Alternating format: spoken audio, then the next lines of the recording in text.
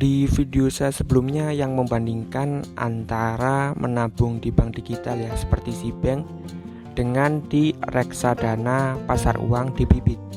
Nah, di situ memang sengaja ya saya bandingkannya itu dengan reksadana pasar uang. Tapi di situ ada yang menyarankan kalau misalnya saya bandingkannya itu jangan dengan reksadana pasar uang, tapi bandingkan dengan reksadana obligasi, misalnya itu Sukor Stable Fund. Nah, di video kali ini saya akan bahas ya kenapa saya bandingkannya itu dengan reksadana pasar uang, jadi enggak dengan Sukor Stable Fund. Meskipun Sukor Stable Fund ini kalau kita lihat secara grafik itu memang stabil naik, jadi memang agak beda dengan reksadana obligasi yang lainnya. Jadi kalau misal secara keuntungan ya jelas ya, kalau misal kita menabung di Sukor Stable Fund itu bisa untung 6%-an ya dalam setahun. Kalau misal di bank digital itu ya sekitaran 4-5%. Ini belum dipotong pajak. Jadi jelas lebih menguntungkan kalau kita nabungnya itu di reksadana obligasi seperti Sukor Stable Fund. Nah, tetapi secara fundamental ya ini beda. Kalau menabung di bank ya menabung di bank. Kalau reksadana pasar uang produknya itu deposito.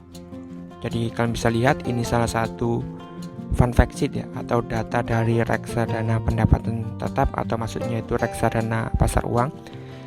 Nah, itu isinya deposito semua ya, hampir semuanya itu deposito.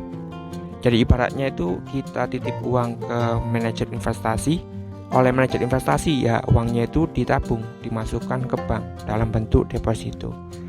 Sementara kalau reksadana obligasi itu beda ceritanya ya.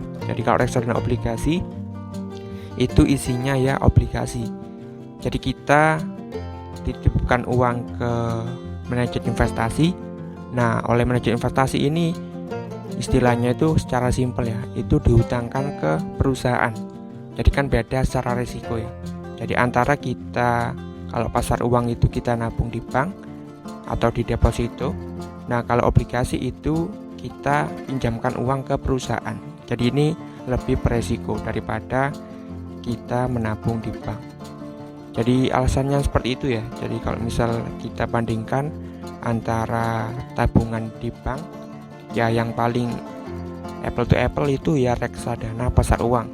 Kalau reksadana obligasi itu memang secara grafik bisa sama, tetapi secara risiko sebenarnya berbeda ya.